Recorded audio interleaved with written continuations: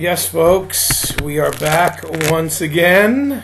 As the band-aid comes off, the truth comes on.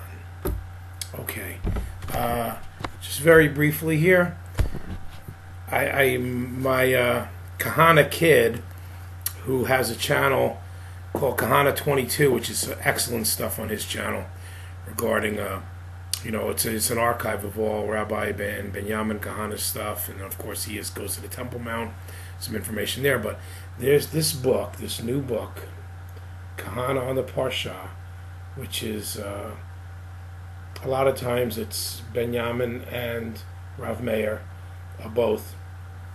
This week happens to be both Binyamin, and I wanted to read it. He typed it up and put it on as a typing, but me, I'm more of a talker than a typer.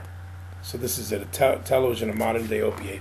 Listen to this, because this is just spot on, just beautiful. I'll read it for you guys, okay? By Rabbi Binyamin Kahane, and it's in Parsha. It's the Parsha of the week. So this is the second Parsha in the book of Exodus. So. And I'm reading this, I think it's January 9th of 2016, the 28th day of Tevet, 5776. Okay. Television, a modern-day opiate. In this week's Parsha, Moses comes to the Jewish nation with a message of redemption from the Almighty. Moses informs the people that after years of enslavement and oppression, God has promised to free them and return them to the land of their fathers. One would expect the people to be overjoyed. This is what they've been waiting for. But the people's response was lackluster, and they didn't listen to Moses because of the lack of spirit and hard work. That's Exodus chapter 6, verse 9. Why did they react with such apathy to Moses' prophecy? The answer lies in Pharaoh's command to burden the people with work so they don't pay heed to false words. Exodus chapter 5, verse 9. Here is the strategy of all dictators and oppressive regimes. When a person is subjected to oppression, he generally attempts to fight it at first. When this fails, he usually sinks into depression, followed by acceptance and apathy. So, again, folks, okay? When a person is subjected to oppression, the first thing they do, is fight. The second thing they do is go into depression.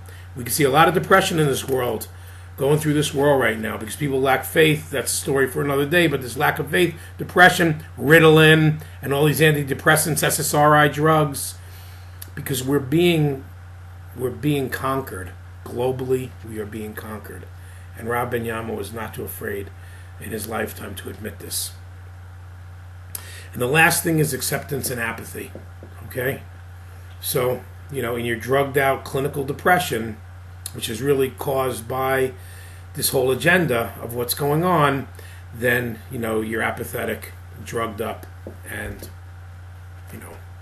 pretty much, as the globalists would call you, a useless eater. In order for a person to be able to dream of freedom and plan a rebellion, he must have time to think. The solution of Pharaoh and his imitators is to burden him with work. Keep him busy. A person who toils from sunrise to sunset does not have strength for deep reflection when he gets home.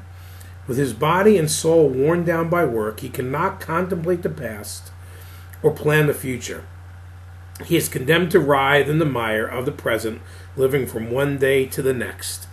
You've heard the expression living paycheck to paycheck. Rav Binyamin doesn't use that, but that's it. From one day to the next, living from paycheck to paycheck, from temporary job to temporary job, from two part-time jobs, because Obamacare and whatever other care, will not allow employers to hire you, and also using this globalist agenda of slave populations in China and India, working for next to nothing, will of course make populations in second world countries, I call Israel a second world country, or first world countries. You're competing. The average Joe, the average Yitzhak and Moshe are competing against Chinese that are getting paid literally nothing. Okay. It is therefore not surprising that when Moses reveals to God the promise of the coming redemption, it is therefore not surprising that when Moses reveals God's promise of the coming redemption, that the Jews hardly bat an eyelash. They cannot even begin to comprehend the vision. Redemption? Freedom? These concepts could have not been further from their minds. Keep your nutty prophecies to yourself. We have a daily quota of bricks to fill. The only thing you're accomplishing, Moses, is angering Pharaoh. This is a tried and true method of preventing people from thinking, and it's alive and it's well today. Alive and well today. Whether in democracies like America or pseudo-democracies like Israel. I love Binyamin for saying that. And with the help of modern technology, the technique has become even more sophisticated. But before I go on, America is not a democracy, folks. Please look it up. It's a representative republic, and I wish Binyamin was alive and I could explain that to him, because I'm sure he would find that most intriguing, that America is not a democracy. America was formed as a representative republic. Unto the republic for which it stands. That's what we say in America. We don't say unto the democracy for which it stands. It's something that you all need to look at. You all need to research that. All my American friends, you really need to look that up and understand how America's been conquered with lies and propaganda, and the government's been taken over. Okay. But true, no longer have labor quotas. Instead, we have the Satan box, known as the television. The television thinks for man. Modern man plops himself in front of it and is drowned in a flood of lies, half-truths, and distortions without him realizing anything's amiss. He sits at the set in a trance as he's engulfed in its artificial blue light. And that's something that's very intriguing that Binyamin realized this, because he definitely did not have a television in his house, but I guess he saw from other people what television will do. But people are in a trance when they're in front of a television. I don't want to go into who in my family, because I don't want to dishonor one of the 10 Commandments, but even in my family, I saw this as a kid. This zombie, get in front of the television, turn into a zombie. It's really scary. I noticed as a kid, and I stayed away from the television to a degree because of that. Okay. He is force-fed a recipe of fast-moving pictures, arousing photographs, and advertisements amidst blaring music. Like a sponge, he absorbs it all and is left confused and debilitated as a nebbish. When we're not watching television, modern man has computer games, video games, movies, discos. In essence, his time is filled with worthless activities intended to prevent him from pondering, who am I? What is my purpose in life? Am I satisfied with the present situation? Or is there something I can change and I can do to change it? The first step towards redemption is realizing that we have not yet been redeemed. The present regime in Israel is oppressive, corrupt, and anti-God. The sinister cabal that rules Israel drugs the nation by way of the media, crushing its spirit with an iron heel as its members forge ahead with their demonic schemes. We can overthrow them, but first we must take the time to think. And I must tell you, folks, and my dear friends, the Hilltop Boys and their supporters, is we must think.